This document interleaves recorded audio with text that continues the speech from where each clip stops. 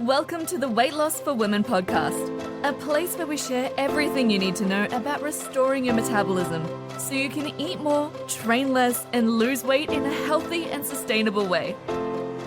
I'm Kitty Bloomfield, co-founder of New Strength and Saturé, your one-stop shop for metabolically supportive food supplements, skincare, which is coming out very, very soon. We're hoping to release it in the end of February, and we're now formulating makeup, which is super, super exciting. So I'm so pumped about this episode because I am joined by Dr. Ray Peat and our awesome friend, Kate Deering, who I'm sure you all know by now. She's the author of How to Heal Your Metabolism, and she's just awesome. We love her.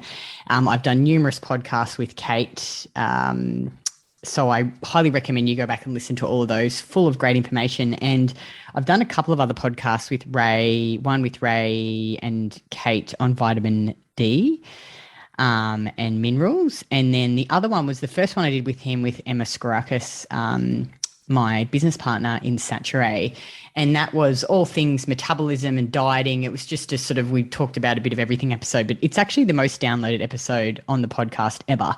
And it is just so jam-packed with information. So if you haven't listened to his other two podcasts, I recommend that you do. But in this one, we talk about the estrogen industry, the magic of progesterone, and the importance of thyroid hormones. So basically, we're just doing a deep dive into all things hormones. So it's a 2-hour episode, and it is just so jam-packed with amazing information. So I recommend that you grab a pen and paper and take notes, and you also grab a snack, because we all know how important it is to keep that blood sugar balance. So, you know, as always, please take a screenshot and share your biggest takeaways on Instagram stories and tag me at KITTYBLOMFIELD. And please give us a rating. So that just helps to, I guess, spread the word, and get more people listening to the podcast. Let's get into it. Hi, Ray. Hi, Kate. Welcome back to the podcast. Thanks for having us again. Super excited to chat with Ray again. Yeah, I know. We had such great feedback from both the podcasts that we've done so far. And Kate and I just thought it would be so great to get Ray on again and just talk about all things hormones. And Kate, as usual, has written out a very comprehensive and thorough list of questions for Ray. So, this is going to be a jam-packed podcast. So I would get a snack and get a pen and paper because I'm sure you'll learn heaps. So I'm just going to kick things off, Kate, with the first question. So what are steroidal hormones and how do they work in the body? A steroid is a very stable organic molecule. Astronomers have found that probably it's the most common single type of molecule in the universe. It's so stable. You can find it in interstellar dust. But anyway, the stability of it means that it's a convenient molecule for organisms to deal with. And that on the basic shape of these four attached loops, the two ends and a couple of the side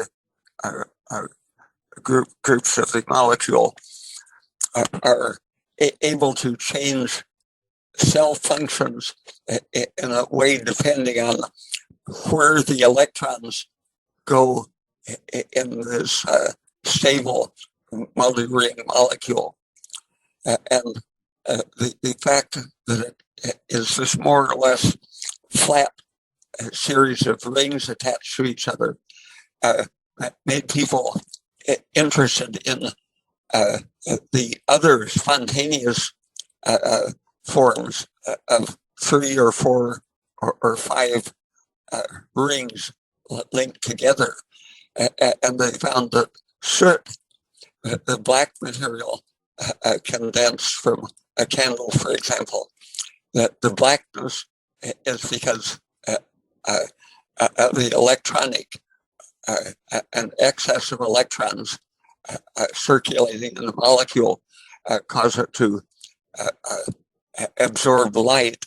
But at the same time, these free electrons in this series of circular benzene ring-like molecules causes soot.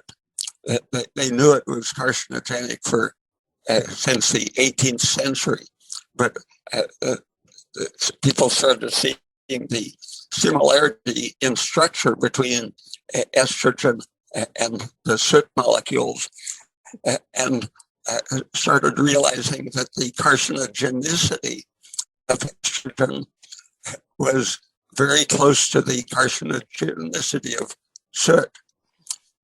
And so they were making extracts, thousands of different molecular arrangements of the aromatic, cyclic aromatic hydrocarbons. And they were testing those, and they were all to some extent carcinogenic and estrogenic and pro-inflammatory and associated with causing pain. And one branch of the study of those was to modify them slightly and use them as anti-inflammatory drugs. And tamoxifen is one of the, its history started out trying to make an anti-inflammatory,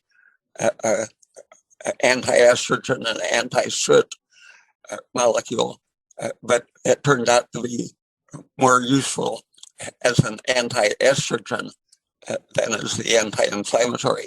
But it's from the 1930s through the 40s, this was a big focus of organic chemistry, and especially a couple of French researchers identified the way the shape of the molecule focuses the electrons in particular areas.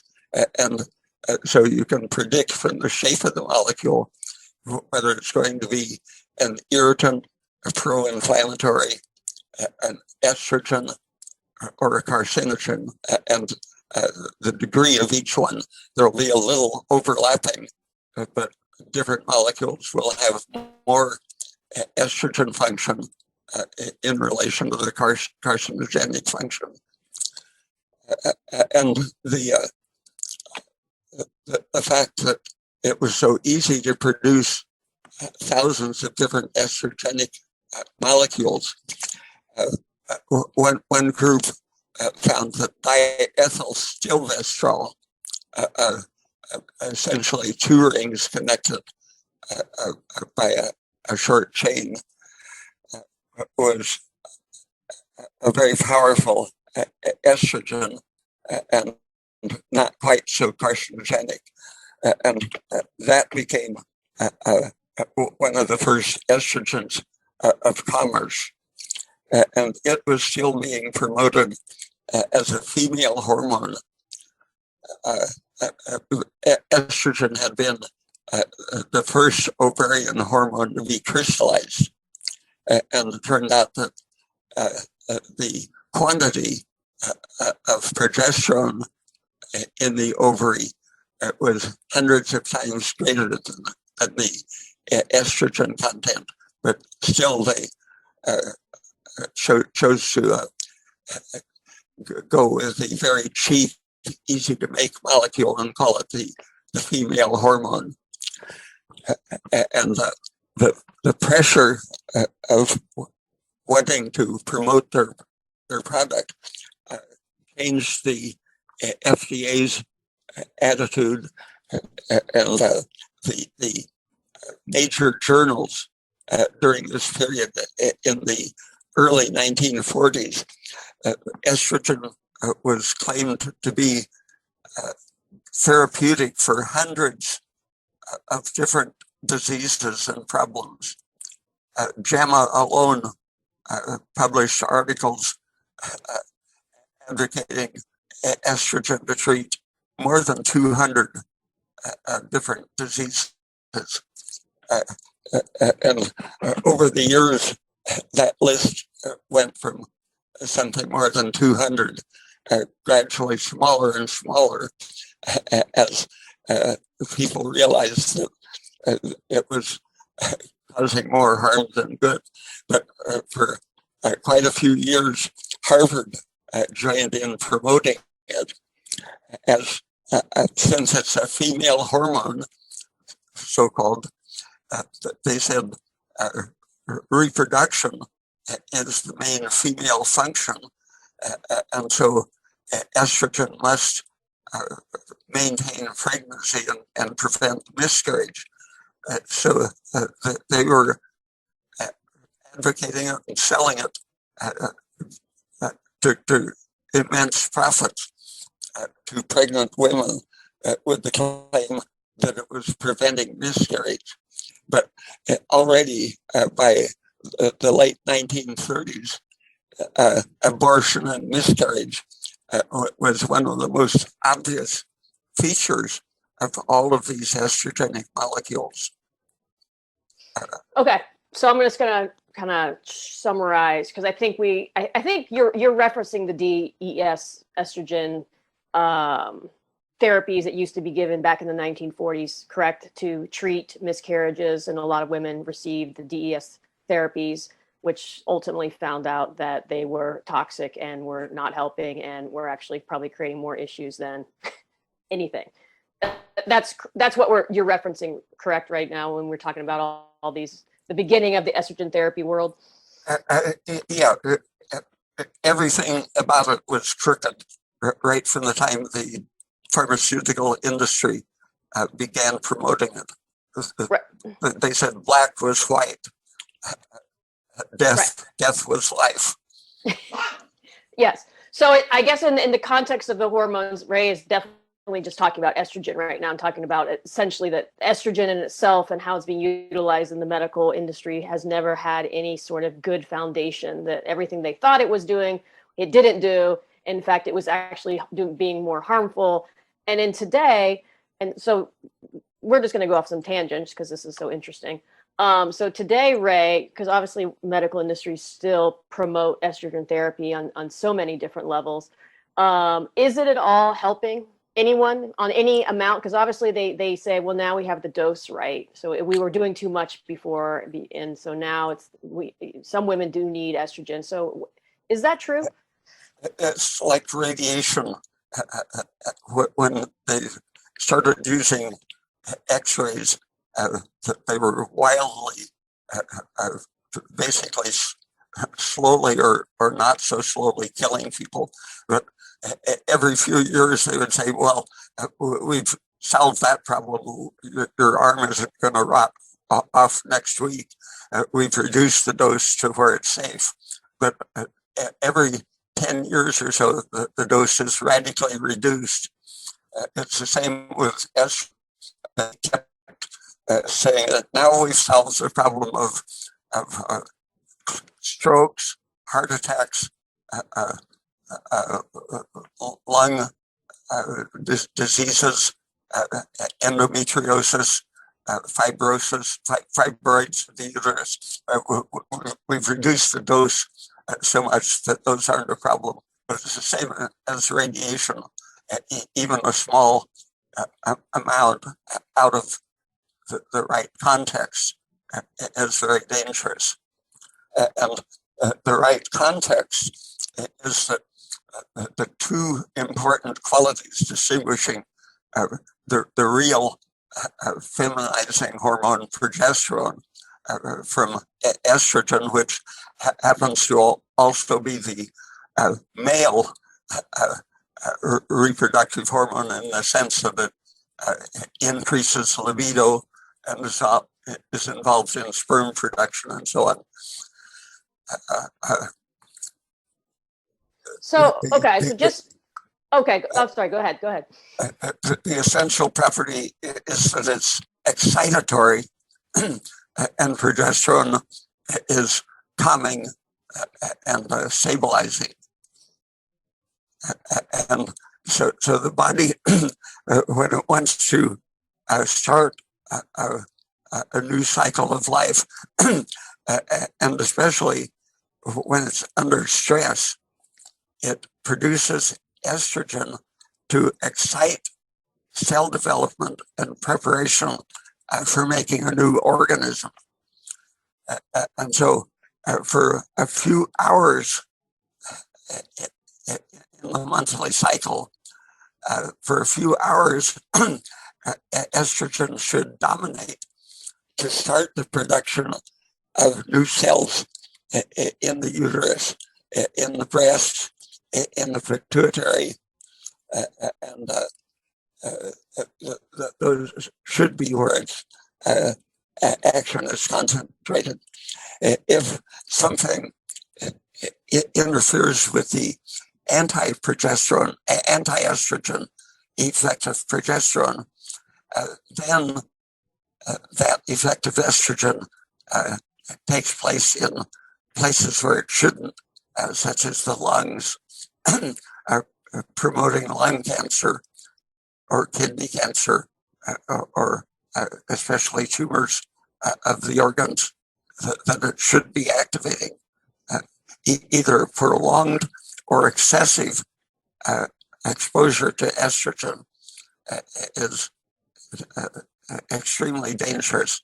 A young animal given the normal amount of estrogen that should be present, if it's given that amount continuously instead of pulse at intervals, continuous exposure to that same small normal amount creates cancer and fibrosis in every tissue of the body. It's the failure to be interrupted by progesterone that makes estrogen so toxic. And so just kind of wind back, right? Because obviously we know what both men and women have estrogen. So just so people understand, what is the purpose of estrogen in the female body and also in the male body? In the male body, it's to excite, mostly to excite libido and preparation for mating. In the female, it does that in a more specific way, enlarging the breast and uterus.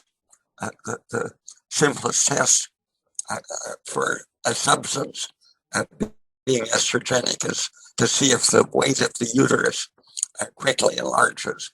Within hours of exposure, the uterus expands, but the same effect occurs on a smaller scale in the brain and pituitary.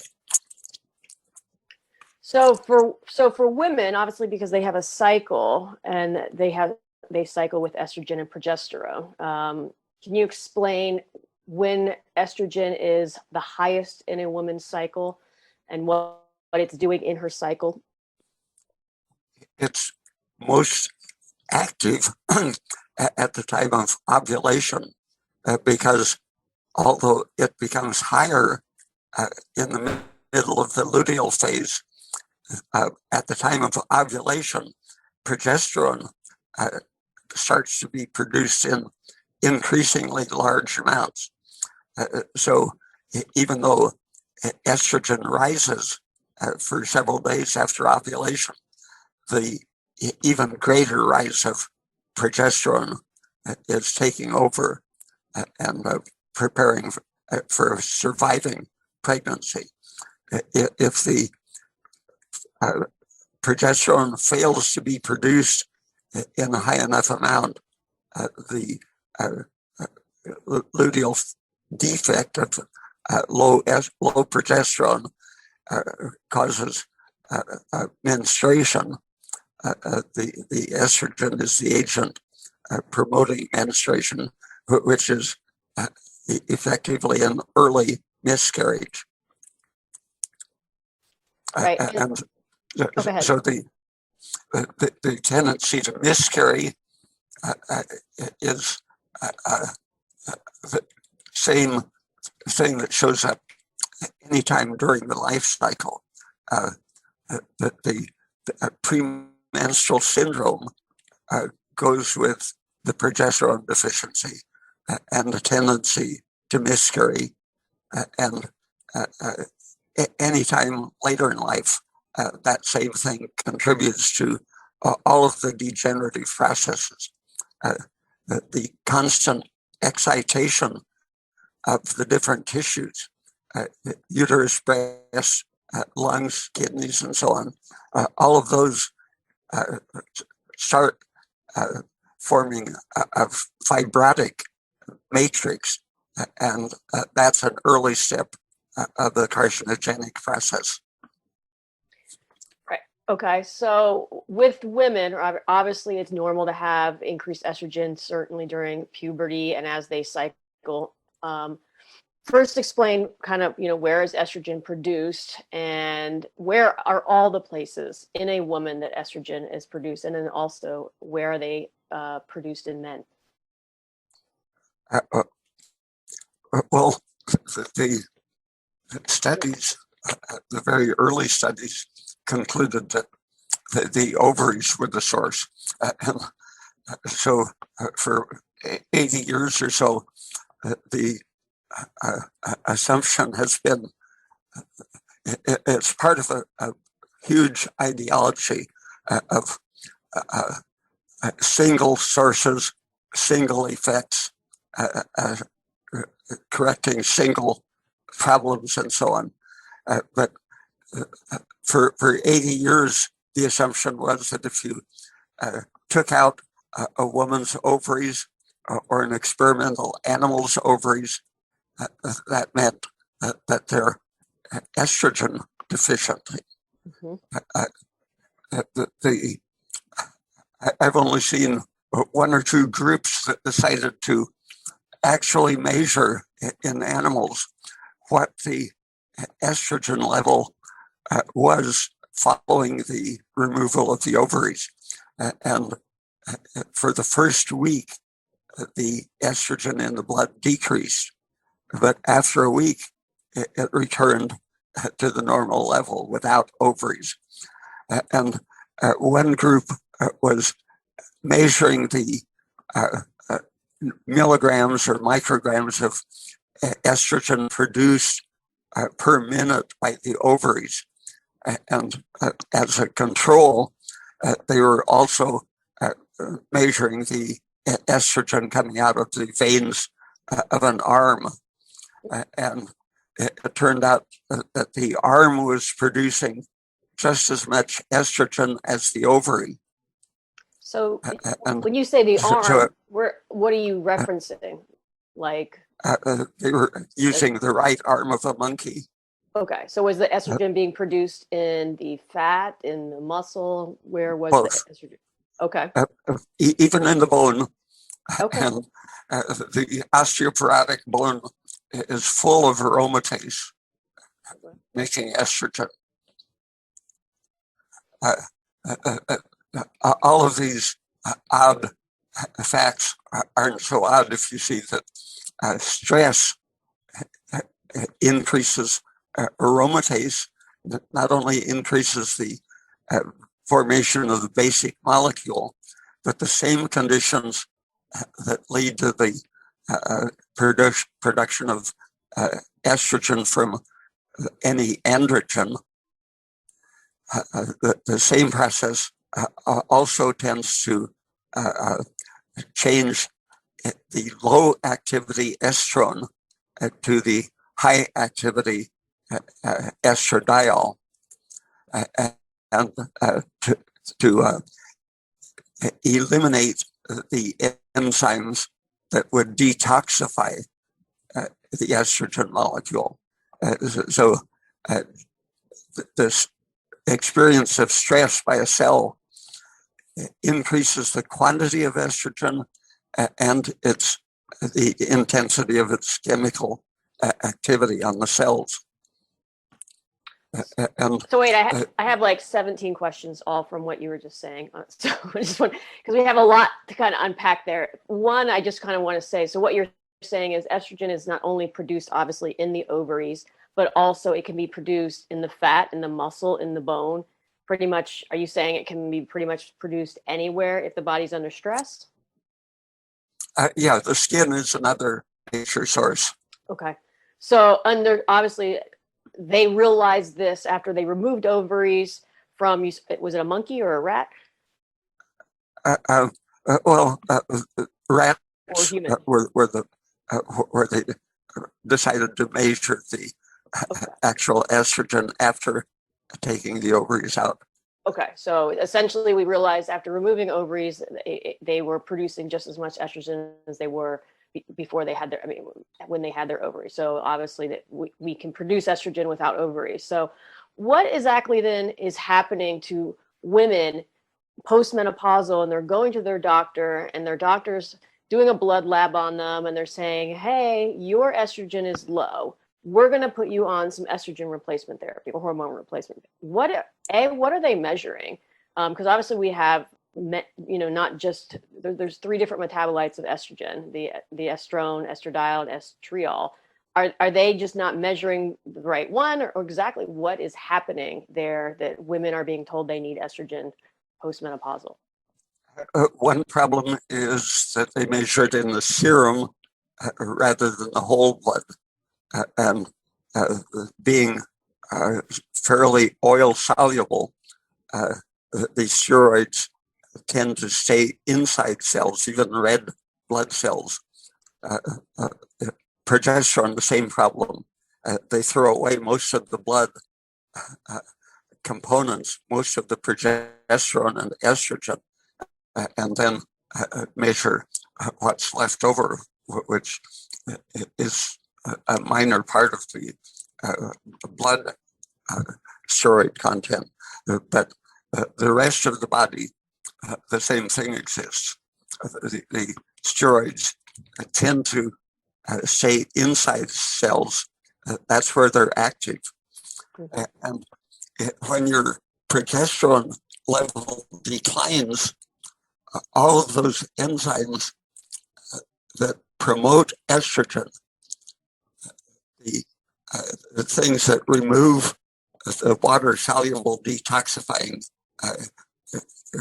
units, such as sulfuric acid and glucuronic acid, those are the product of detoxifying estrogen. If your progesterone is low, those enzymes fail to detoxify it, and if your progesterone is low, the hydroxylase and oxidase enzymes add they reduce turning estrone into estradiol, and tending eventually estriol can enter that same process and become estradiol. So, Ray, just for the listener, can you kind of differentiate between the 3 different estrogens and which one is more potent, and which one is most blood lab, what most doctors are measuring? Can you kind of differentiate what each one is and talk about them? Estradiol is considered to be about 10 times as potent as estrone, but really that depends on your general health and amount of progesterone, and it's about 3 or 4 times as active as estriol. But they're all interchangeable. It just takes a bigger dose of either estrone or estriol to have exactly the same effect as estradiol. So my understanding is that while in your youth, you have more estradiol, and then I was under the understanding as you go through menopause, it's estrone that is more potent in your system, or is that not correct? It increases with aging, but the measurements have all been done in the blood, which very little to do with the actual tissue exposure to the effect of estrogen, because with aging, your progesterone goes down, and the estrogen increasingly stays inside cells and intensifies its activity. When you seem to have disappearance of estrogen at menopause, if you add progesterone, suddenly you can measure a normal amount of estrogen as it's leaving the inside of the cells, being detoxified and carried to the kidneys for excretion. That shows the progesterone is able to mobilize it out of your cells in a detoxified form. Okay, so essentially what you're saying is, like, during youth, women are producing obviously estrogen, and then they're also producing progesterone because they're ovulating and having a cycle, and that increased amount of progesterone is helping the estrogen stay in the blood so that it's more measurable. That's why obviously in your youth you have higher amount, and then as they age and you produce less progesterone, then the estrogen tends to stay in the tissue. And on a blood lab, it obviously will show you have none, when in fact you might have quite a bit. But because you are lacking in progesterone, it shows that you are obviously going to be low in both. Is that kind of what happens? Yeah. Around the age of 35 to 38, the measurable estrogen is at its peak. And that's the age at which progesterone begins to decline. There's still some monthly progesterone coming out of the ovaries up until the first missed period. At the first missed period, there's absolutely no progesterone production noticeable from the ovaries. And that means that's when the estrogens, which were already at their peak in the late 30s, it suddenly fails to be neutralized by the estrogen, and it fails to be mobilized into the bloodstream. So at the approaching menopause and following it, the worse the symptoms are, the lower the progesterone is, but the more active the effects of estrogen are. The same women who are tending to miscarry and to have bad PMS symptoms are generally the ones that have the problem menopause. They're the chronically low progesterone, high estrogen people. And the same people that sold the DES to protect pregnancy, they found preventing or relieving menopause was at the next best place to market estrogen. And so they are the ones that created the idea that menopause constitutes an estrogen deficient state. There's before the pharmaceutical industry caught on to estrogen, the old age condition was shown to be a state of residual unopposed estrogen activity. The whole doctrine of menopause as estrogen deficiency can be traced to the marketing of estrogen. So essentially the marketing, and he's, like I said, we've been kind of talking about the DES. It's a mouthful to pronounce that word. So we'll refer to it as DES, but it was a synthetic female form of estrogen back in the 1940s that was used for miscarriages and premature labor and complications during pregnancy. And then they realized it didn't do any of those things. And they ended up, it actually was making things worse. And not only that, that they have since studied a lot of these women that were on DES during that 30 years of time period that we used it, and now they're showing that their children are having all sorts of issues. Even the children of DES women are showing that they have a lot of different symptoms and issues related to taking this synthetic estrogen. Anything that happens during gestation changes your whole developmental course, and your developmental course involves all kinds of epigenetic so-called processes that can be passed on for generations. Right. So do you think, just going off on this other tangent, all these women that are on fertility medications and fertility pills and fertility, do you think that's going to have an effect on these children that were born with fertility medications? Born with what? That were basically being produced either with IVF or some sort of medications that were used. They've already demonstrated that there are differences depending on how the fertilization is done. The whole process, other than the normal in vivo fertilization, everything that happens changes the fate of the organism in some way. Right. So I think that we kind of just wanted to touch on this because DES was used, I think, for 30 years. And I think after about 10, they realized it wasn't doing what they said it was supposed to be doing, but they continued to prescribe it for decades afterwards. And they don't anymore, obviously, because it's toxic. But, when things get caught up into the medical industry, sometimes the human's best interests aren't put into effect.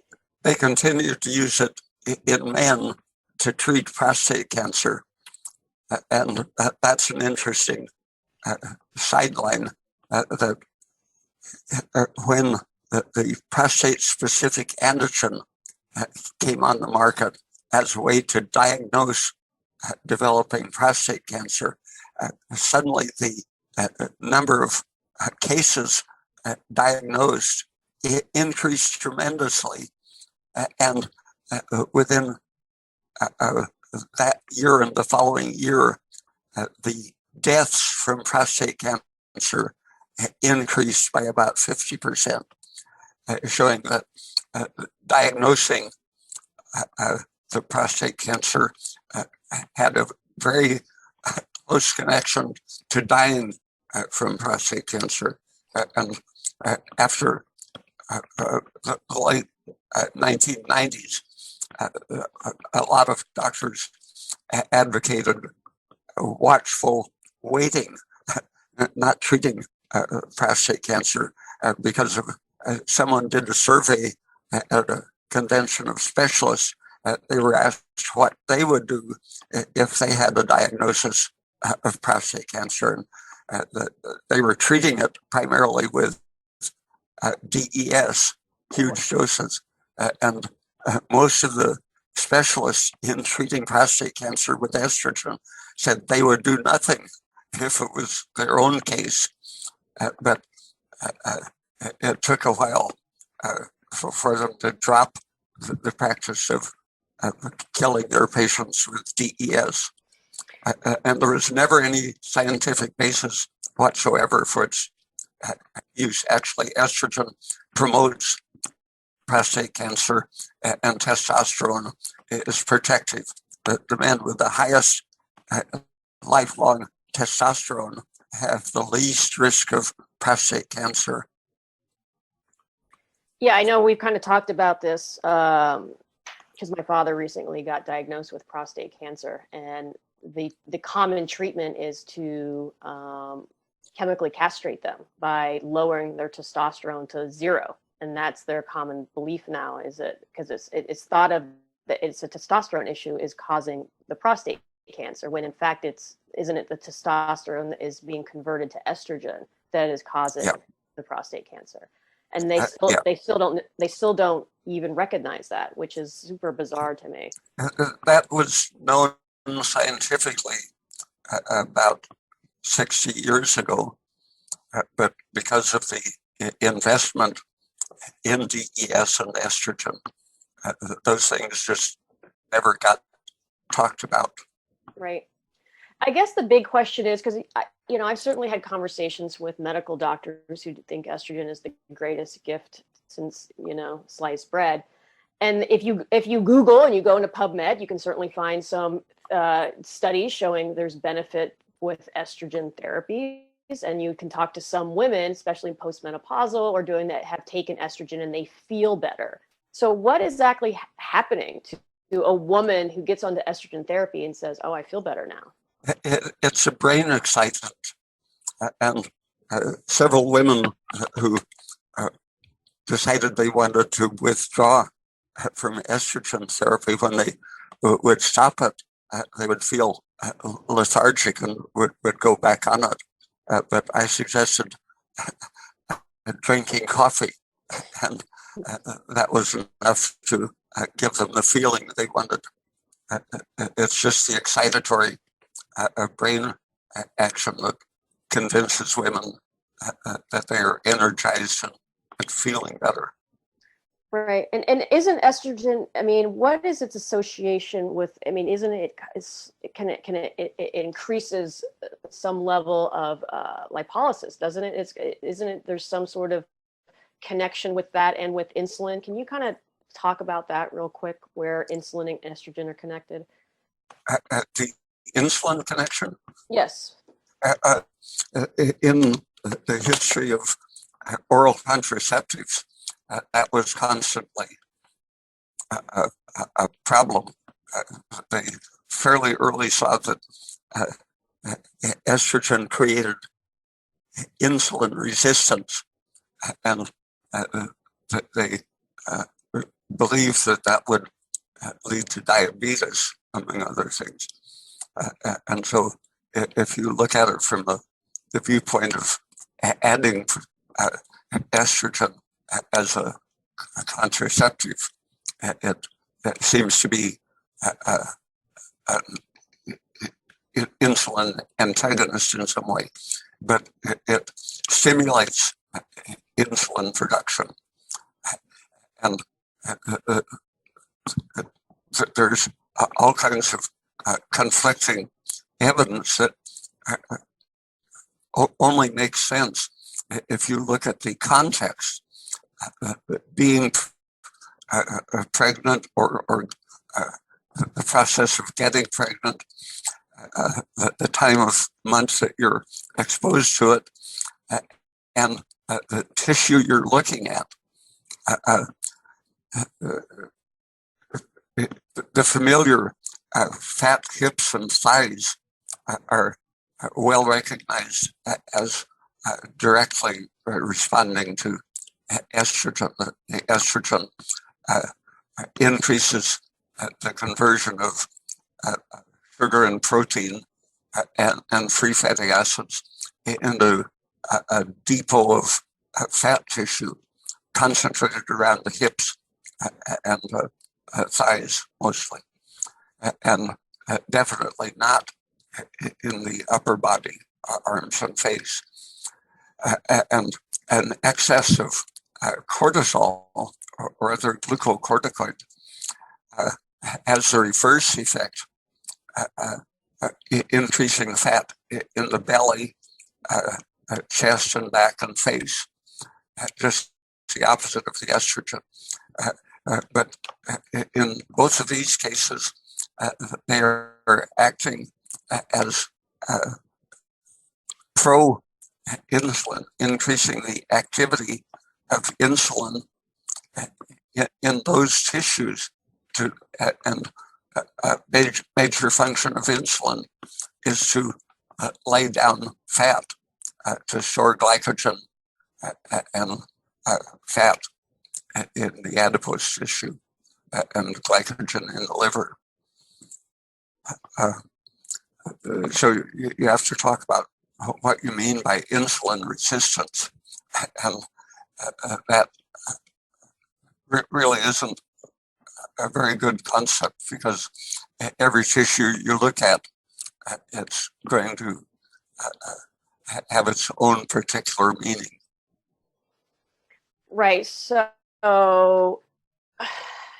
going into the context of insulin, because, and I'm going off on many tangents right now because why not?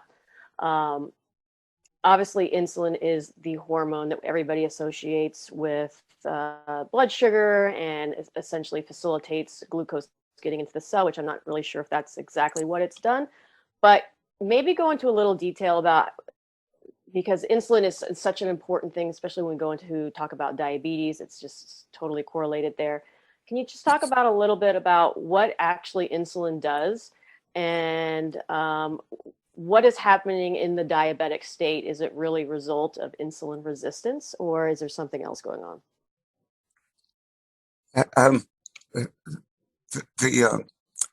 If you isolate the pancreas cells, estrogen is a stimulant to them. Progesterone can stimulate that, but it's more likely to stimulate glucagon. But once you get out in the organism, you have to look at all the other things each of the hormones is doing. And everyone seems to forget that estrogen shifts you to a fat oxidizing condition in which you have to do something else with any sugar. The estrogen tends to inhibit the oxidation of sugar and favors oxidizing fat, but that leaves the sugar possibly to be disposed of as stored fat. Under the influence of estrogen, the normal woman, most of the studies say that women have about 3 times as much growth hormone as men. And one study using a different technique said it's actually 80 times as much as men. And if estrogen is supposed to be anabolic for bone and is associated with huge excesses of growth hormone, which is also supposedly anabolic to bone, then why is it that women have much smaller bones than men do? And one of the functions of growth hormone is to antagonize insulin and to increase free fatty acids. And so estrogen shifting oxidation to lipids away from sugar, it is also lipolytic, breaking down fat to burn or taking it from your diet to burn. So it's providing fatty acids to be oxidized partly by the super high amount of growth hormone blocking insulin, increasing free fatty acids in the blood. And an excess of free fatty acids is always associated with diabetes. And when you look at estrogen as a very profitable product, you have to forget all of these very big effects. During the development of birth control pills, they were recognizing the tendency of estrogen to produce diabetes. But everything which increases your free fatty acids is the real motor behind insulin, behind diabetes. Right. So essentially, when the diabetic state is often referred to having, hyperglycemia or high blood sugar, that's the association you hear in the medical industry.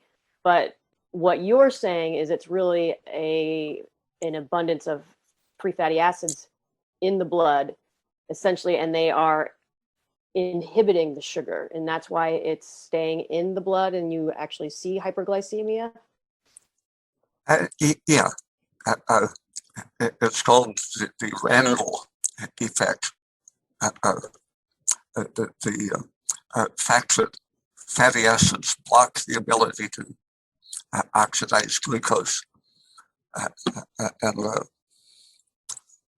the polyunsaturated fatty acids are actually the ones that are doing the most blocking of the glucose oxidation. And here the food industry going back to the need to dispose of soybean oil because they couldn't sell it for a paint stock, and then the shift 30 years later to fish oil and the N-3 series, that happened to coincide with the intervention of the Environmental Protection Agency that forced the fish industry to stop polluting the bays and surrounding land areas with dumps of fish fat.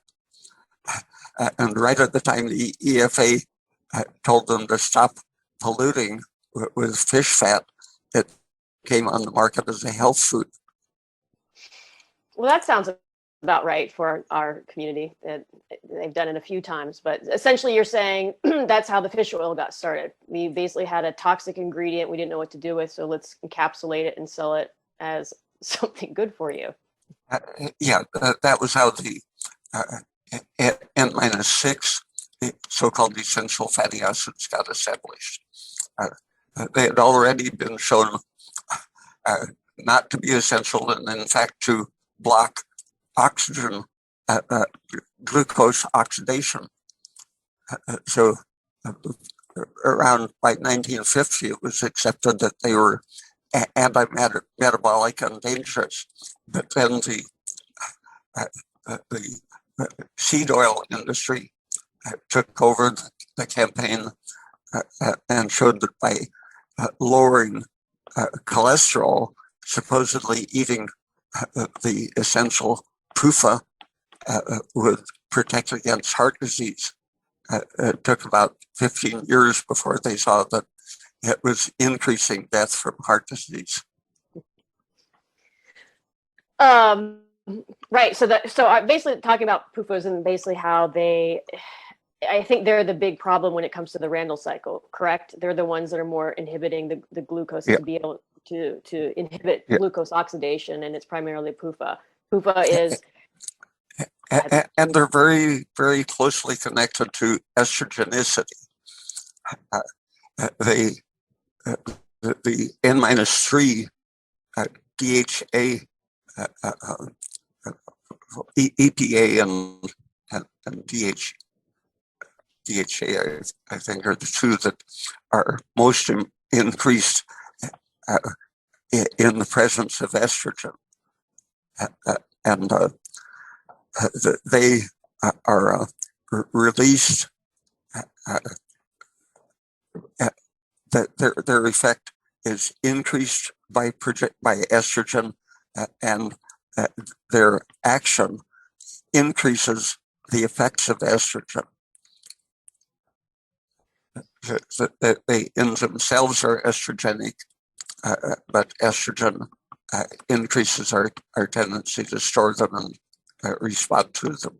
Okay, so essentially the toxic effects of either the N3 and the N6, the EPA, DHA, fish oils, and also the seed oils that came later, those are estrogenic and have estrogenic response, but also estrogen can increase the toxic effects of those oils. Yeah, and that whole line of research started in the 1930s. The animals were getting sick when they got too much essential fatty acid, and it turned out that they were being put into a highly estrogenic state, and the seed oil industry just defended itself by saying that's simply a vitamin E deficiency state and has nothing to do with the estrogen. But in fact, for vitamin E deficiency, letting the PUFA accumulate is estrogenic in itself. So right at the beginning, they were seeing the connection between PUFA, vitamin E deficiency, and estrogen, but that didn't have a product to be promoted, and so it was dropped out of the culture. So going back, so we're gonna take a little turn again, going back to estrogen and women that are being told that they are estrogen deficient, or are being told in menopause that they need estrogen, or even younger women. I've even heard young women say on their blood labs that they are low estrogen, and they are all those people that I know of, they're usually having very estrogen dominant issues. So what would you advise to them is a best approach to correct this estrogen deficiency, which is probably more of a progesterone deficiency, but what would you suggest to them? Usually they're hypothyroid, and sometimes various nutritional deficiencies are behind it.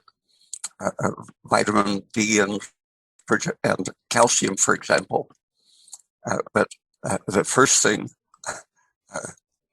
to be corrected is to check your body temperature, oxygen consumption, CO2 production, and basically your metabolic rate. Because if your thyroid function is low, you can't properly use your cholesterol and vitamin A in any way, but especially for the production of progesterone. Your ability to metabolize vitamin A in hypothyroidism is impaired, and cholesterol is massively. In 1930, I think it was 1936, there were studies showing a graph in which the cholesterol level in the blood rises directly as the metabolic rate or hypothyroidism increases, a mirror image. And then when they add a thyroid supplement, the cholesterol does exactly the same thing, a mirror image of the rising thyroid metabolic rate and the falling cholesterol. It's just one of the simplest reactions. If you're measuring the progesterone coming out of the ovary, assuming the person or animal has adequate vitamin A and thyroid, as you measure the cholesterol production in the ovary, if you increase the amount of cholesterol in the blood going into the ovary, you directly increase the amount of progesterone coming out. So elevated cholesterol essentially means a deficiency of progesterone, possibly caused by a deficiency of vitamin A and thyroid. Okay, so just to kind of summarize, your steroidal hormones, or all of ours, are produced via cholesterol, thyroid, and vitamin A. And a deficiency in any of those can create some hormonal deficiencies. And and the slowdown of your metabolic rate slows your liver's ability and inclination to detoxify estrogen. So again, you get not such a tight mirror image, but a basic mirror image of rising estrogen with falling thyroid function. So that's why so many women or men in the hypothyroid state are having hormonal issues, showing up with high cholesterol, and certainly in a world where veganism is becoming quite popular again, you can see why there's so many issues. Low cholesterol is a very serious problem. Yeah, what would create someone to have low cholesterol? I hope you're enjoying this episode so far. It's just so jam-packed with amazing information. Ray is just so incredible, and he shares his information so freely, which is, I think, is just incredible. And Kate messaged me saying that she really wants to do a monthly podcast with him on different topics. So hopefully he will do that with us. But I just wanted to quickly jump in and talk about Saturae's new organic beef liver capsules and our pure oyster capsules. So we actually did the first drop of them last week and they sold out within an hour, which was just incredible. But we've totally restocked them now. We had so many people messaging me going, Kitty, when are they going to be back in stock? But we've fully restocked now, so you shouldn't miss out. But, you know, we just get such amazing feedback on our liver capsules. And look, if you love liver and you can find good fresh beef liver, absolutely eat it. I think it's quite an acquired taste, and I think that everyone should be eating fresh liver and oysters. But if you're, you know, like me, who hates liver, or you just can't get it, or you can't get the oysters, or it's just not that convenient for you to take, our Saturae A+ liver capsules, organic liver capsules, are non-defatted, they're freeze-dried, additive-free, and they're 100% Australian organic liver from grass-fed cows. Now, liver naturally contains a broad spectrum of nutrients, including preformed vitamin A, B vitamins, copper, CoQ10, iron, and choline. And our oyster tablets oyster capsules, I should say, are sourced. Our oysters are sourced from Tasmania, so the beautiful clean waters of Tasmania. And we actually freeze dry them ourselves. So that just helps to retain more of the nutrients. So these are equally nutrient dense.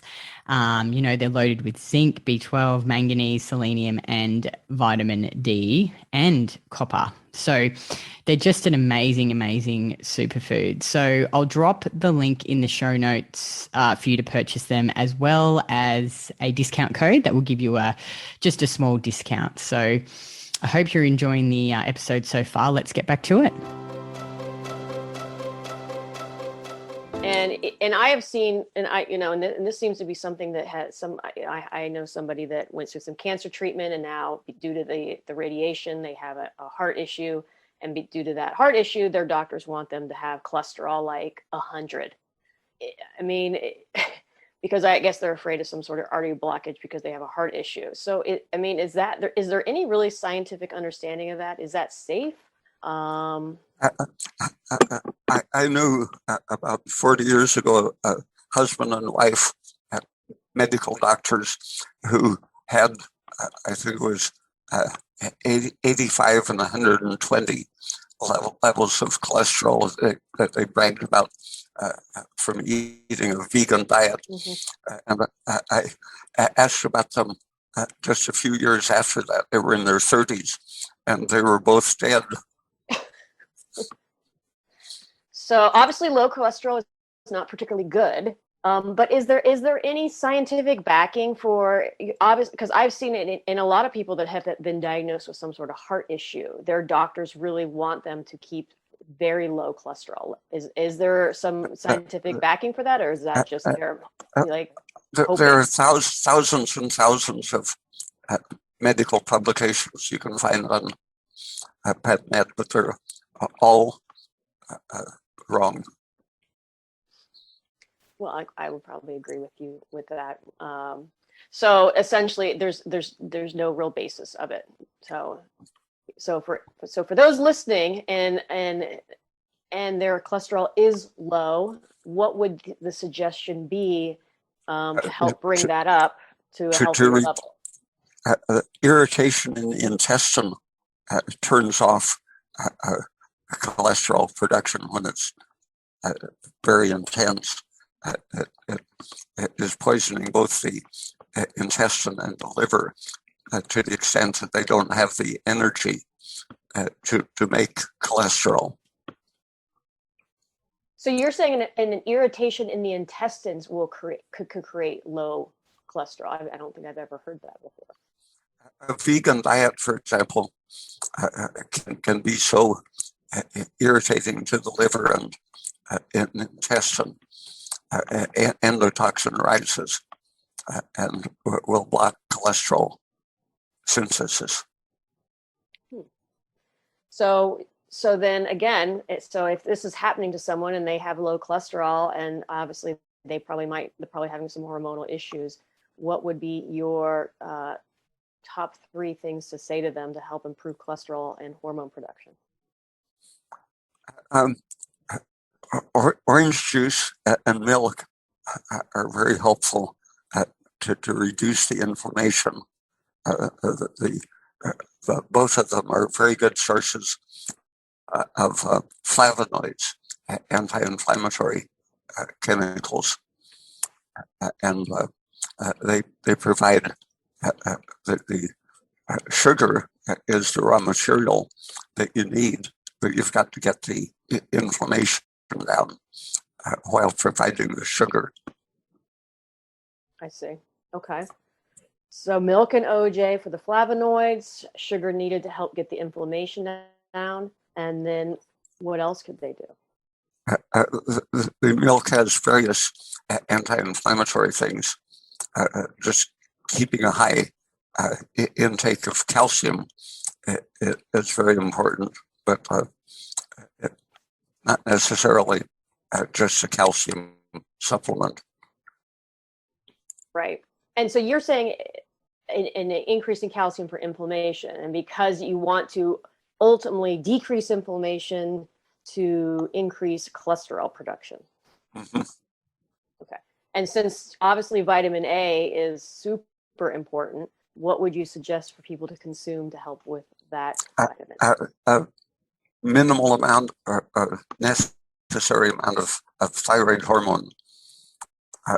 It's only when you get super high thyroid activity that you can lower the cholesterol below normal. But if you don't have enough thyroid for good liver metabolism, it's one of the things providing the energy to make the cholesterol. Okay. So, and I think that's kind of important, because if we're talking about low or high cholesterol, thyroid is important either way, correct? Mm-hmm. Mm-hmm. Okay. And I mean, for somebody that is kind of for listening, and I mean, what would you suggest? I mean, do you think most people need to be on an additional thyroid support, or can they just improve their overall metabolic health via food, stress reduction? What are your thoughts for most individuals? Even though you perfect your diet, there are still going to be the stored PUFA, for example, that will keep blocking your metabolism. So I think it's very important to correct things as quickly as possible, getting gradually under the right level of thyroid functioning. And a lot of people wanting to get a good metabolic rate quicker than possible. They want to start right out at a working ideal level of thyroid, but it takes the body weeks and weeks to adjust. Every time you raise your T3 level in the blood, for example, it will increase your sensitivity to adrenaline. And so to prevent the overexcited adrenaline action, it takes weeks of adapting to a slowly increasing level of thyroid. I see. So is that one of the reasons why some people who will take T3 directly feel super high adrenaline? Is it just they're taking too much? Yeah, the low thyroid person, I've seen publications that they had 30 times the average daily output of adrenaline. I saw one person with a 40 times normal daily output. And just the smallest amount of thyroid supplement, suddenly they start becoming sensitive to that excess of adrenaline. And so you have to take it for a week or two, or reach the level that increases your sensitivity. Give it time to drop your adrenaline. And really, if you're doing it carefully, you can probably do it in 4 or 5 months. Oh, wow. So for somebody that is in that kind of hyperadrenaline state, because I certainly have seen that when people try to take some sort of thyroid and they feel horrible taking some sort of thyroid supplement. Would you suggest then it's certainly wise to work on their diet first, making sure they have enough energy, protein, and so forth before they engage in any sort of thyroid medication? Yeah, magnesium is one of the most important nutrients because when your thyroid function is low and you're running on adrenaline, the cells are not making ATP quickly in the hypothyroid state. And the ATP is what holds magnesium in your cells. And so the intracellular magnesium is always low in a hypothyroid person. And if you take sometimes even as little as a 30 milligram dose of Armour thyroid, the person will get heart pains, spasms in their coronary arteries, because if you enliven your whole body, the muscles will suck up the available magnesium and make your blood level drop as the thyroid goes up. And so taking a magnesium supplement along with the thyroid will prevent the heart pains and other signs of magnesium deficiency. I see. And do you have a suggestion? Because certainly everyone will now be asking how much magnesium, what type of magnesium? Milk will provide enough magnesium when you're getting enough calcium, but there are lots of other sources. Magnesium carbonate is good, except the physical form of it can irritate the intestine. And so lots of people get headaches and congestion from magnesium supplements. Magnesium glycinate is the only one I haven't heard many people getting headaches from. Mm-hmm. And it would just be 100, 200 milligrams? Is that kind of the suggestion, or yeah, that's smaller enough. dose? That's enough to make a difference. Okay. So, and I hope do you still have time, Ray? I know we got a little bit. Yep. Fantastic. Okay, so kind of taking a turn, because I know a lot of women are still on, hey, I'm going into menopause. My doctor's again telling me I have low estrogen. For those women, what is the suggested protocol? What would you suggest? Do they need to get on progesterone, or is it again they need to work on their health and supporting their system cholesterol production, maybe thyroid? Like, what would be the suggestion to these women that so many of them are coming up and saying, my doctor's saying I need estrogen? Yeah, a little bit of everything. Good nutrition, reducing the worst stresses, not necessarily hormonal, but just making your life easier so that you don't have so much burden on your liver. And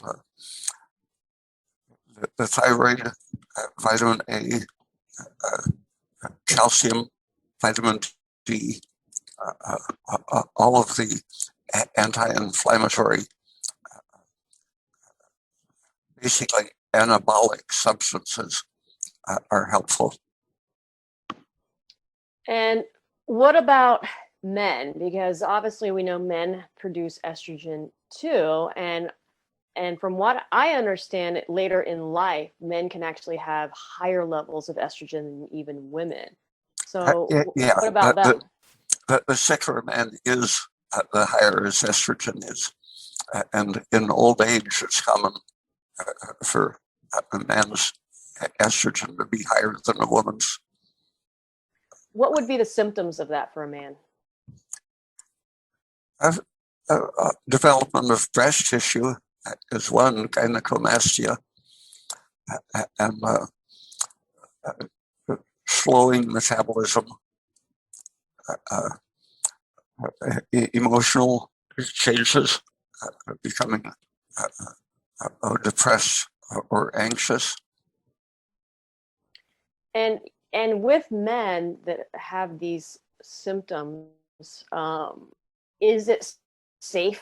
Because obviously you can dose women with progesterone. Is it safe to dose men with progesterone? Yeah, I've for acute problems. For example, a traumatic injury will cause a huge surge of estrogen.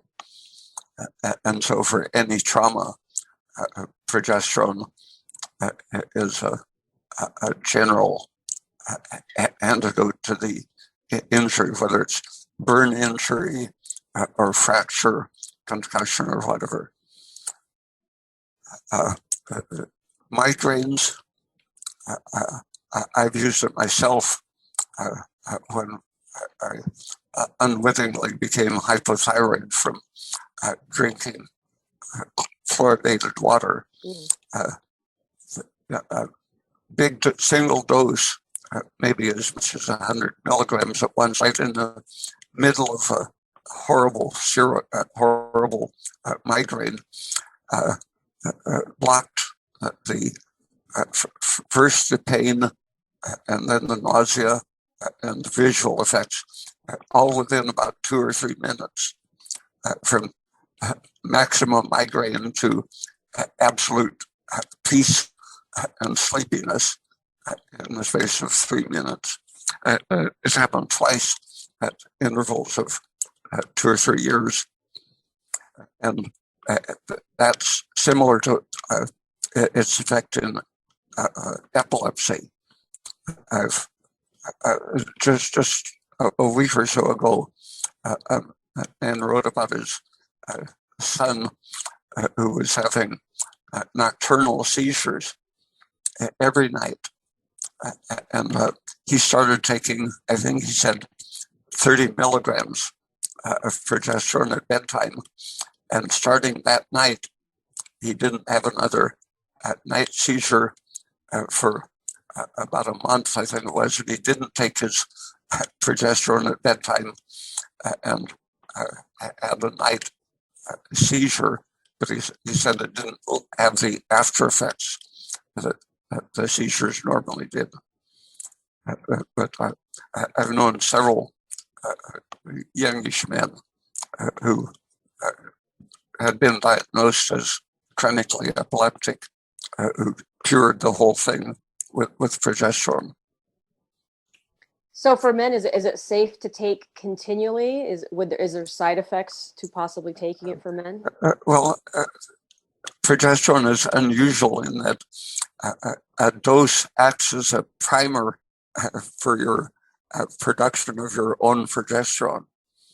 And so for more than 40 years, I've been saying that progesterone replacement isn't the right idea because one dose of progesterone should stop the symptoms immediately and correct your body so that it makes its own progesterone. It activates thyroid function and secretion and helps with the reducing whatever stress is initiating the excitatory processes. In arthritis of different kinds, I've seen the same thing. A single dose, for example, a friend said every afternoon, working at his bench, his knee would swell up. He showed me his knee looked like a pink football. You couldn't see the joint itself, and it was so painful he couldn't work. And just the application of one bottle of progesterone that we got at the drugstore, covering his whole leg, that he never had his afternoon arthritis again. And over the next, I guess it was 45 or 50 years, I knew him. He never had arthritis again, just one dose. And our plumber was crippled, could hardly get up the steps, one step at a time, and said he was about to retire because his cartilage was crumbled and unrepairable. And I gave him a bottle of progesterone, told him to rub it all over his leg. He went out to his truck, put on the progesterone, and went about his work. And about an hour later, on one of his trips out to his truck, he came up the steps more quickly and was walking more smoothly. And I mentioned, he said he thought it was better. But the next morning, all the work had been done. The next morning, he knocked on the door and said, "I just wanted to show you this." And he ran down the stairs and back up the stairs. And I never gave him any more progesterone, but first I asked his wife a few months later how his knee was, and there was a long silence. And she said, "Oh, he did have a bad knee, didn't he?" And about 10 years later, he was still working, and I asked him if he had ever had more trouble with his knee. He had forgotten all about it. Didn't acknowledge that he ever had a knee problem. Wow. So for most women, certainly that I know, it doesn't seem like a single dose is ever the magic. It seems that they do it continually. So if a woman has to constantly take progesterone, it means she's hypothyroid or malnourished. Okay, so essentially what you're saying is someone shouldn't have to. They should be able to take smaller dosages or a big dose, or maybe not as often. And if they're properly supported, they shouldn't have to continue using it. Yeah. Okay, so for those women that are feeling that, hey, if I don't have my progesterone, I don't feel well, then you're suggesting that it's either, hey, you might need to work on thyroid, or taking a thyroid, or making sure you get more calories or nutrients. And checking your vitamin D and drinking 1 or 2 quarts of milk. Okay. And for anybody that is thinking about vitamin D or has thoughts that they don't know if they should take it, I definitely recommend listening to the podcast that we did with Dr. Peat on vitamin D. I do have some other questions about progesterone, because there's lots of thoughts, because progesterone essentially in our body, it can convert into cortisol or estrogen. Yeah, the cortisol issue is pretty clearly defined. Uh, when you take a big dose of progesterone, it inhibits your adrenal production of cortisol and lowers your ACTH, so the pituitary stops supporting adrenal progesterone production. So it's that's a good evidence of its anti-glucocorticoid action. But Hans Selye, in defining the effects of each of the steroids, removed the animal's adrenals and saw the effects of stress within a few days of having the adrenals removed. A very slight stress would cause them to die. But you notice that the pregnant females didn't die from the absence of the adrenal glands until they bore a litter, and then the first stress would kill them. So that gave him the idea that progesterone might be substituting for the adrenal glands. And he found he would remove the adrenals and then give them a supplement of progesterone, and they lived out their normal life, no signs of adrenal deficiency, showing that progesterone has protective anti-cortisol actions at the high end and protective aldosterone-like effects at the other end. So I think what you're saying is that progesterone, when cortisol is needed, will convert into cortisol. And no, it has intrinsic. Has or acts like cortisol. Yeah, and it has intrinsic effects of all of the other aldosterone, for example. Progesterone is acting in place of aldosterone. It can even tend to lower the any aldosterone you have, but with the adrenal glands gone, there won't be any aldosterone, and so the progesterone itself is intrinsically balancing the minerals the way aldosterone should. Okay, so because, right, so our adrenals will produce our progesterone. Certainly, as women, we obviously produce it during ovulation, but also when we are not ovulating, we produce progesterone via our adrenal glands. Is it produced anywhere else besides that? Progesterone? Uh-huh. Yeah, the brain and the skin. The skin is a pretty big source of progesterone. And the brain, they haven't tried skinning animals to prove that it's all coming from the brain. But if you remove the adrenals and the ovaries,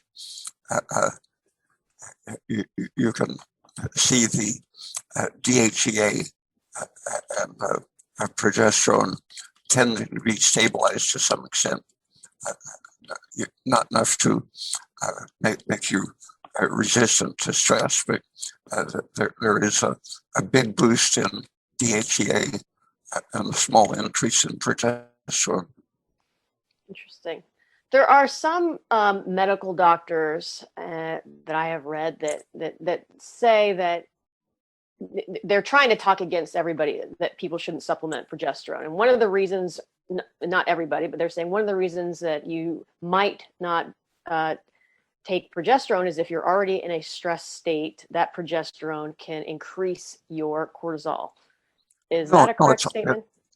No, it's always anti-glucocorticoid. So if somebody is, so I know of somebody that was taking a very, very high amount of progesterone, 200 to 300 milligrams. And after 6 months of doing that, she was getting kind of hyperadrenaline symptoms. And then when she stopped taking the progesterone, the symptoms seemed to be alleviated. What exactly could have been happening in her? I'm not sure. So she was also taking a thyroid medication too. So, and she decreased that as well.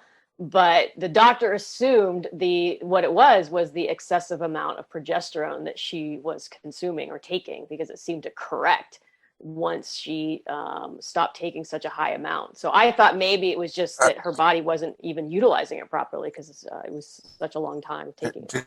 Did she take it continuously, or she was taking some continuously? Yes, she was taking some, even though she was still having a period. She was taking some in the beginning of the cycle. She would take more after ovulation, because initially it was helping her feel better, and then it wasn't. The reason the body interrupts it every 2 weeks is that continuous exposure to your own progesterone is gradually activating the liver's excretory enzymes. And so after a month or two of continuous progesterone, it leaves your body very, very quickly. And so you'll, a dose of it will have much reduced effect and not last very long. Okay, so essentially, because she never took a break, basically it was just when she took. But why would getting off of it feel better then? Was it then her body was becoming more sensitive to it, of her own progesterone? Yeah, the liver just takes 2 weeks to recover. Yep, that's about what it took her to feel better. Yeah, as soon as the liver stops its exaggerated excretion, then your natural progesterone cycle is going to work. Okay, yeah. So I think that something to just come from is that, yes, progesterone is good. It's better to produce it. You should, if you need it, a single or a just low doses can be the thing that helps. And if you need it continually, then you probably need to look at other things that could possibly be creating your issues. Is that a correct statement? Yeah, think of it as a primer for getting the stress down and restoring your natural cycling. What about for the women that try progesterone therapy and it makes them feel worse? Maybe initially they start it with their cycle, maybe they're taking it in their luteal phase, because maybe they're not actually ovulating, and so they start taking progesterone to kind of mimic a normal cycle, but it makes them feel worse. What could be happening? It's important to watch what's actually happening, checking your temperature, pulse rate, any other signs that you can measure, the quality of sleep and appetite and so on.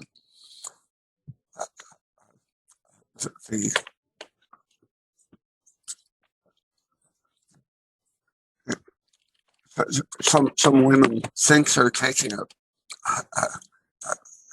Many years ago, the idea of taking drugs on the skin or through a little patch, an estrogen patch, or a travel motion sickness patch, was about some as small as a nickel or dime, some about like a quarter.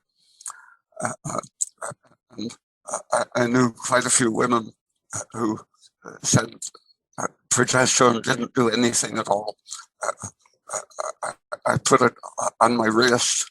I asked how much, and they said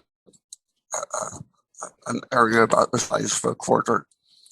And those people believed they were taking progesterone, but essentially getting zero change in their body. So it's important to go by actual signs such as temperature and pulse rate. It should increase the stroke volume of your heart, and so decrease the frequency of the heartbeat on average, while maintaining your temperature at a higher level. Okay, so if they're taking it and it's working properly, they should have an increase in temperature and pulse. Yeah. Okay, and so like again, if they are taking it and they all of a sudden feel worse, my understanding was that maybe that progesterone was pulling estrogen from the tissue. Could that be happening, and that's why they were feeling worse? Except that it comes out in the detoxified form, and it's not harmful when it's being detoxified by progesterone. Oh, so the estrogen in the tissue that is being pulled from the tissue, it isn't harmful. So that will not create a estrogenic response then. Yeah, because it's in the water soluble. The estrogen activates the enzymes inside the cell to stop producing it and to make it water soluble. And that causes it to leave the cell in a watery soluble form. And in that form, it doesn't get into other cells. So it can't act on you, but it tends to go right out through the kidneys. I see. So the women that end up taking some sort of progesterone and, like I said, don't feel well, then what is happening to those women? Most often they are using it in inadequate amounts on their skin. Whenever I've been present and watched how it's being used, I never saw it fail or make anyone feel worse. I see. Okay. So essentially you're saying maybe they're just not getting enough, and that could be the reason it's not working, and that could be creating issues? Yeah, sometimes, usually after I had given a talk, someone would come up after the talk and want a private conversation about their problem. And so I would give them some progesterone and sit there and watch their reactions. And you could see it happening, but in some cases it went up, since I was there to see that they weren't getting drunk or going to become unconscious. I let them keep taking a big dip on their finger at 50 to 100 milligrams at a time, and just watching. And it would often get up to 200 or 300 milligrams, not feeling any effect at all. Then with one more dip, suddenly the problem would just totally disappear. A radical switch, which would be in blood vessel problems or depression.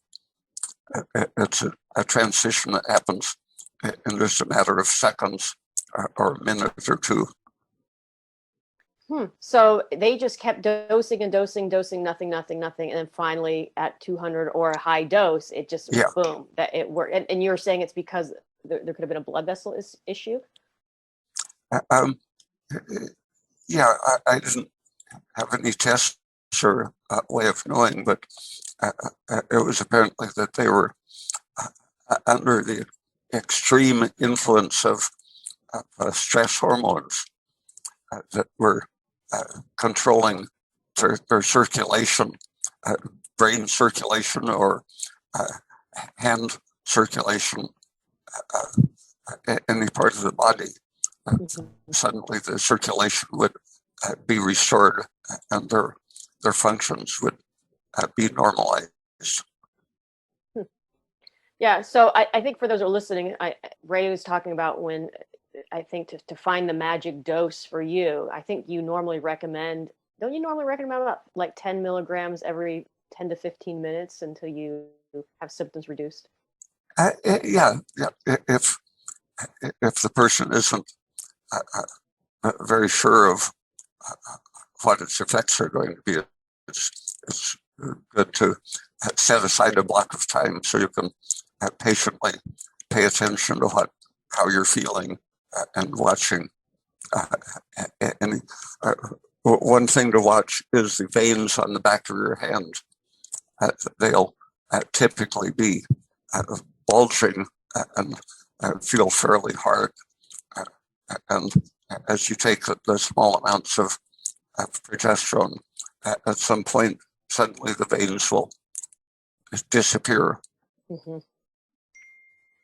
Yes, the vein thing in the hand, because I think you've always said if you raise your hand up, and then raise it down, and you show bulging veins, and that is a progesterone deficiency.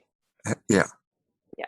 Okay, I got 2 more questions, and then we'll be done. Can you just give a brief summary of all the things that progesterone can actually do and help people with? And again, this can be your own, and that's why it's so important. But as far as how it helps with things like blood sugar control, sleep, and so forth. If you name some physiological or anatomical problem, maybe it'll be something that I haven't heard progesterone benefits. But for example, 2 people who had grease burns in the flash turned their leg red. It looked like it was going to blister. Since they had some progesterone at hand, immediately applying the progesterone, the major burn simply disappeared. No lingering pain or blistering. And several other traumas, people happen to have progesterone on hand, and just the most ridiculous damage could disappear in a very short time if they got the progesterone in time. Mm-hmm. So basically, progesterone can be utilized for pretty much everything you're saying. And I have seen it being used. I've seen it be used remarkably well for a variety of different things. So, and it's quite safe. I mean, it's pretty hard to OD on progesterone, correct? Yeah. Well, once I did it accidentally. Someone was making margaritas and thought they were putting in a spoonful of pregnenolone and got the wrong container and put in probably 4,000 or 5,000 milligrams of progesterone, and probably had only about 1,000 milligrams mixed with alcohol. And suddenly I couldn't tell exactly where my hands and feet were. And for about half an hour, I watched my feet when I walked. Oh, so Bray OD'd on too much progesterone, almost, because you are getting it in the powdered form, obviously. But yeah, so that was a little different than the stuff I used to do. But very interesting.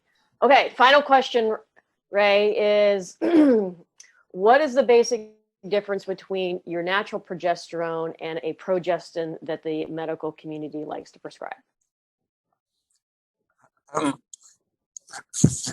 reason the progestins exist is that drug companies were aware of the success of estrogen because of the variety of problems that women have. And they knew that progesterone couldn't be patented. And so they added a little change to it, the way you make a new drug that you can patent, it's just by some random change, not designed intelligently in any way, but if it still passes the test of being a progestin, and it happens that testosterone passes the test that they use to define a progestin. So the definition of a progestin is that it causes a particular kind of change in uterus. But the reason they wanted to have their own patented product was simply that they could claim that it was like progesterone or substituting for it. But one of the ways they got it to be preferred over actual progesterone was to claim that natural progesterone is destroyed in the stomach by the stomach acid. And so their product could be taken as a pill. But one of the processes of refining progesterone is to boil it in hydrochloric acid. So it was a total whole cloth invention, but it served to shift the medical industry towards prescribing a defined pill rather than the natural hormone, which isn't patented. And so essentially, medical doctors are taught in medical school all about progestins and not really ever discussing natural progesterone. Is that pretty much how they're being taught? Yeah, they're all harmful. A lot of them were very estrogenic. Quite a few of them were androgenic. Women would grow whiskers from them. But anything that is chemically not exactly progesterone is going to have anti-progesterone effects, not to mention the androgenic or estrogenic effects, or even the glucocorticoid-like effects. So any progestin, so-called, other than natural progesterone, is going to have anti-progesterone effects. So if you were going to tell any woman going through pre or post or menopausal, what would be your advice if their doctor said you need some progestin and some estrogen? You need which? You need estrogen and a progestin, and that's going to get you feeling better. If I didn't know better, I would ask the doctor what he meant by progestin, and why not natural pure progesterone, and whether he knew about the toxic effects of all of the so-called progestins. Yes. Yeah. So I think the overall message is we don't need any excess. Most women don't need. Well, let me ask this question real quick. Does any woman ever need additional estrogen? I've never run across a situation where you would suspect that there could be a deficient estrogen production, because any sickness or injury to just about any part of your body and almost any type of cell can produce estrogen. It's an injury and sickness reaction, trying to create a new life to get out of the sickness. And so anything that you do to hurt the organism is going to activate estrogen production in one or many parts of the body. So that would be a no. I would guess if somebody had maybe a pituitary issue. I know someone that had a hypothalamic obesity, and I think they had a non-working pituitary. So they were young. I'm guessing that person might need estrogen for growth. No, because the stress, so many things turn on aromatase and the activating enzymes. The tissues are autonomous in their ability to react to stress by increasing estrogen. So a woman that has non-functioning ovaries or doesn't have the proper communication between the pituitary and the ovaries, and isn't producing estrogen via the ovaries, doesn't need to be even put on any sort of estrogen therapy to create a cycle?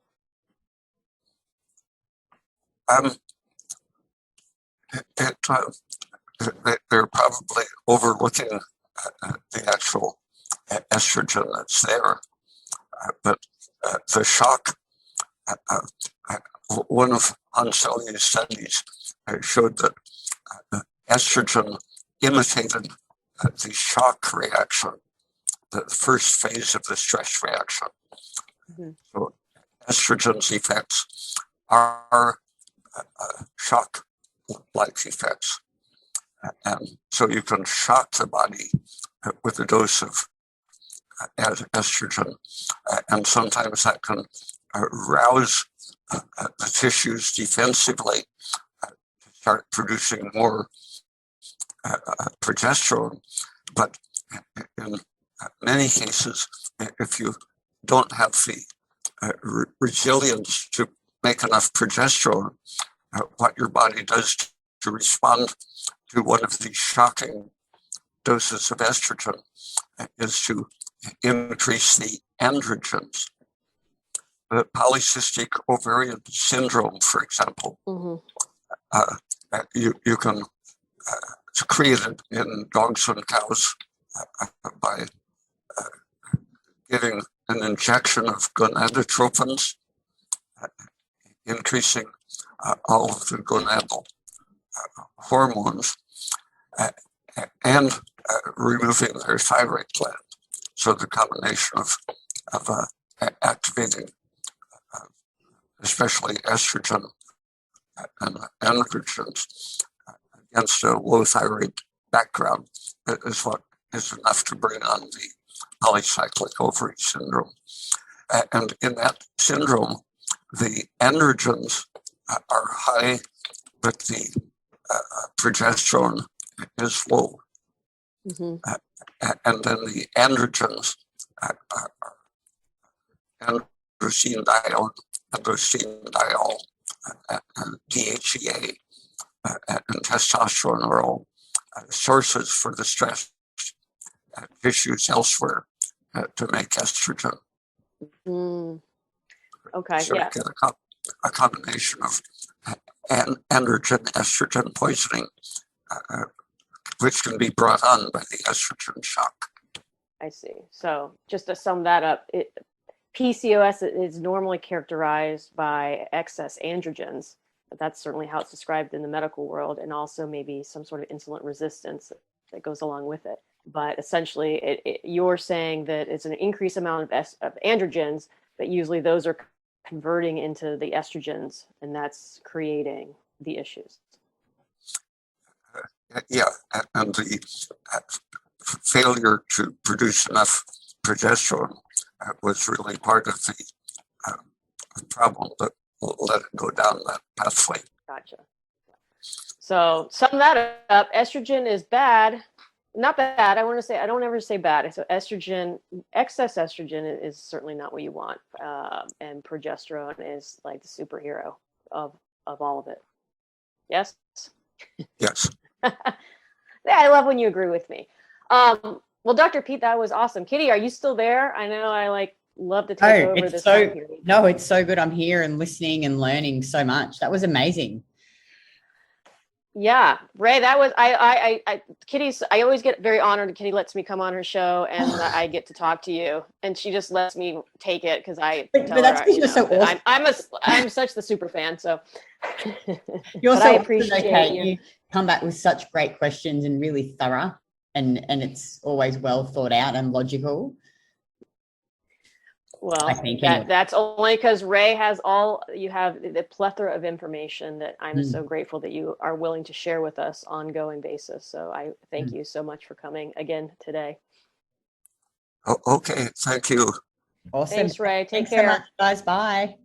Bye. Goodbye.